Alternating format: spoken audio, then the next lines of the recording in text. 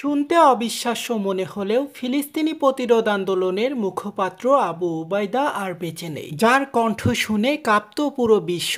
আজ সেই ধবনই নিভে গেল ইসরায়েলি বাহিনীর নিঃশব্দ অভিযানে। প্রায় 2 দশক ধরে হামাসের সামরিক শাখার হয়ে দায়িত্ব পালন করছিলেন এই মহাযোদ্ধা। যুদ্ধক্ষেত্র থেকে গাজার পরিস্থিতি তুলে ধরতেন, জানাতেন স্বাধীনতাকামীদের আপডেট এবং হামাসের আনুষ্ঠানিক বক্তব্য। গত শনিবার গাজার রিমাল এলাকায় ইসরায়েলের প্রতিরক্ষা বাহিনী আইডিএফ ও গোয়েন্দা সংস্থা সিনবেইতের যৌথ অভিযানে নিহত হন তিনি। প্রতিরক্ষা মন্ত্রী ইসরায়েল এক বিবৃতিতে এই তথ্য নিশ্চিত করেন। প্রধানমন্ত্রী বেনিয়ামিন নেতানিয়াহু জানিয়েছেন এটি ছিল একটি উচ্চ ঝুঁকিপূর্ণ অভিযান, যা সফলভাবে সম্পন্ন করেছে আমাদের যোদ্ধারা। আবু উবাইদার আসল নাম হলো আল হুদাইফা আল কালহুয়া। ছদ্মনাম ব্যবহার করে বহু বছর ধরে তিনি গাজার মুখপাত্র হিসাবে পরিচিত ছিলেন। কণ্ঠে প্রতিবাদ আর মুখে ক্যাফিয়া বেঁধে তার উপস্থিতি ছিল গাজার প্রতিরোধের প্রতীক হয়ে উঠেছিল। তার মৃত্যুতে গাজাবাসী শুধু